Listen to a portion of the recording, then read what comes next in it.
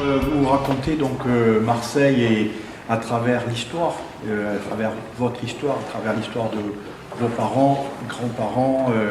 Est-ce que vous pouvez situer véritablement à quel moment la délinquance a complètement changé? Parce qu'avant, il y avait un autre type de délinquance à l'époque de Carbone et Spirito, mais c'était complètement différent. Ouais. J'ai connu, non pas Carbone et Spirito, mais j'y arriverai après d'ailleurs, j'ai connu l'autre type de délinquance, je vais qualifier d'un terme guériniste, de mémé, hein, pas de Jean Noël, guériniste. L'un des bras droits, je ne le nommerai pas, beaucoup d'anciens, quelques-uns, 2 ou 3 d'anciens lavistes l'ont connu. Je vais donner simplement son prénom, il s'appelait Francis et était un adjoint direct, le bras droit, j'allais dire, de Mémé Guérini. Il habitait à la Viste. Et c'est un type de délinquance, ça faisait surtout dans les cigarettes à l'époque et le proxénétisme. C'était pas du tout la drogue. Hein, autant que je sache, Francis nous amenait parfois, les jeunes, là, tout fou, nous amenait aux Méditerranée. Moi, je revois le Méditerranée, sur le Vieux-Port, on voit lui avec des filles splendides, vous avez 18 ans, 20 ans, ça vous émoustille, n'est-ce pas? Vous avez de très belles filles dans la rue, n'est-ce pas, Mireille? Et d'autres, merci. Je suis en train de redraguer celle que je n'ai pas pu draguer quand j'étais enfant. Voilà. Et alors, quel type de délinquance? C'était une délinquance qui ne s'apercevait pas dans le quartier.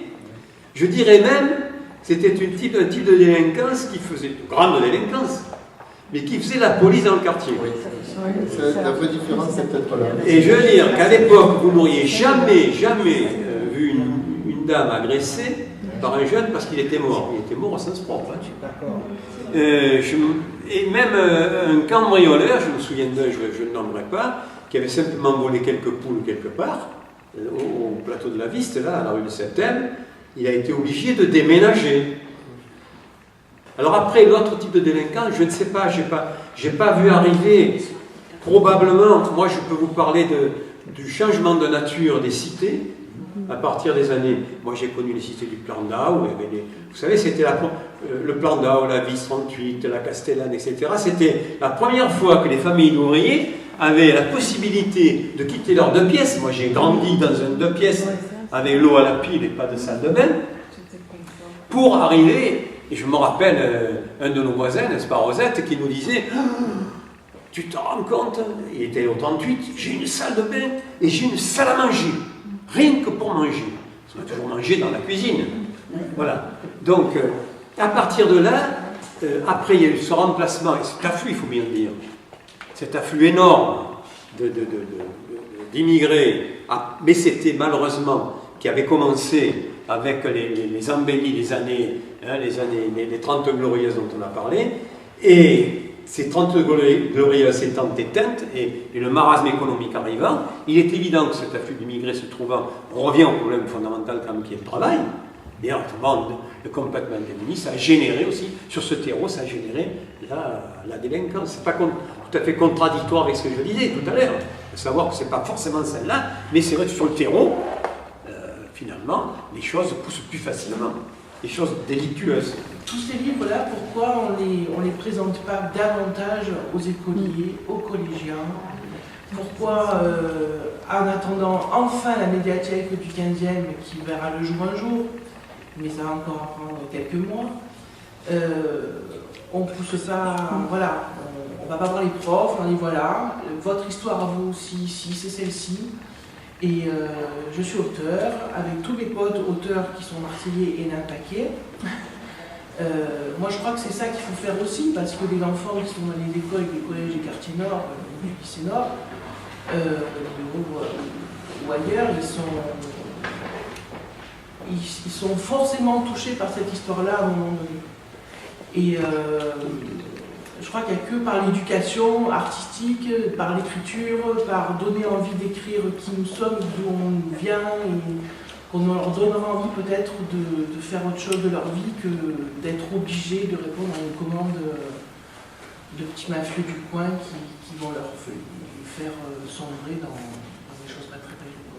Je voudrais juste dire une chose par rapport à ça, en tant qu'éditeur, puisque je suis éditeur.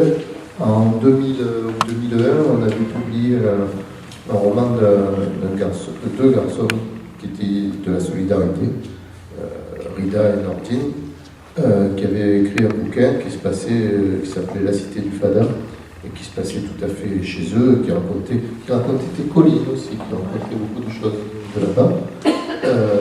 Et il y avait à l'époque à la solidarité un petit centre social qui fonctionnait très bien, avec une fille qui s'appelait Wassila, je me souviens plus de son nom. Et elle faisait un super travail.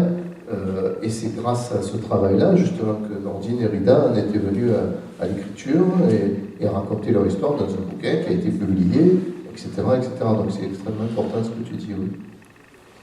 Oui, Cécile, je peux te dire que c'est curieux parce que je suis invité justement dans des lycées, dans des collèges, mais hors de Marseille, un peu dans toute la France. J'étais à Lille, j'étais à Bordeaux, j'étais à Toulouse, pour parler de cela, notamment par des collègues professeurs d'histoire qui me disent que alors je parle aussi des autres, des collines vert de gris qui partent de l'occupation allemande, etc., puis les années 50, puis les années 80-90, et qui me disent les élèves, les étudiants, les lycéens apprennent beaucoup mieux l'histoire dans ce type d'ouvrage, parce que la trame historique est rigoureuse quand même, que dans les livres d'histoire. Donc c'est fondamental, et moi je suis navré, il m'est arrivé d'aller à Marseille dans quelques Barnier, etc., quelques collèges, présenter mes livres avec les... dernièrement, tiens, l'école primaire de la Viste, il y a 3 semaines, là, m'a invité, j'ai accompagné des groupes sur la colline, etc., et pour lire, pour voir un petit peu ce qu'il y a dans ces ouvrages. Et une expérience aussi, j'étais à Grand Littoral Antoine Bédicacé il y a quelques années, un monsieur s'est arrêté, il m'a dit, j'avais la colline vert de gris, là, qui relate la période de l'occupation allemande. Ah, c'est vous qui avez écrit ce livre? Je dis, oui, voilà, je suis en train de dédicacer. Et c'était un prof d'Aiguille en Terrasse. Il m'a dit, avec mes élèves, on travaille sur votre livre depuis quelques années. Je suis remonté et j'ai présenté, voilà. Je pense que ça devrait, pas que moi, je veux dire, tous les auteurs, se faire, je suis d'accord, beaucoup plus. Ce n'est pas pour rien si on n'avait pas été ici, si la réponse que j'ai faite en préambule tout à l'heure, peut-être aurait fait tomber les gens de la chaise. Quand quelqu'un a dit qu'est-ce qui manque d'abord au quartier nord, qu'est-ce qu'il faut pour que les choses changent, moi j'ai dit bibliothèque. Mais c'est parce qu'on est ici. Ailleurs, j'aurais fait hurler, en disant oh, il y a tellement d'autres choses avant. Mais non, le livre. Quand on me dit, je vois un commerçant, je lui dis bon, mais ici, il faudrait mettre un petit peu des livres. Oh, les gens ne lisent pas. Il est sûr que si on ne représente jamais le livre, ils ne liront pas. Mais mettez des livres, ils vont rester en gondole pendant des semaines sans rien. Puis quelqu'un aura la curiosité, petit à petit, le réflexe de lecture, si on les aide à comprendre, viendra. C'est fondamental, on est tous d'accord. C'est fondamental. Vous savez, après j'arrête, parce que tu m'arracheras le micro, je comprends. Non, c'est pas ça. Moi, j'ai débuté comme prof de maths. Et les parents arrivaient et me disaient mon fils n'est pas bon en maths, qu'est-ce qu'il doit faire? Faites-le lire. Non, mais je vous dis qu'il n'est pas bon en maths. Il lit? Non. Faites-le lire. Tout commence par la lecture. C'est marrant, tu fais penser à un de mes meilleurs amis qui est prof de maths et qui m'a toujours dit nous, les mathématiciens, on est les derniers poètes. Il y a une certaine fulgurance chez le mathématicien avec le poète. Voilà. Messieurs, dames, merci. Je crois qu'on va arrêter là. Merci. On va débriefer.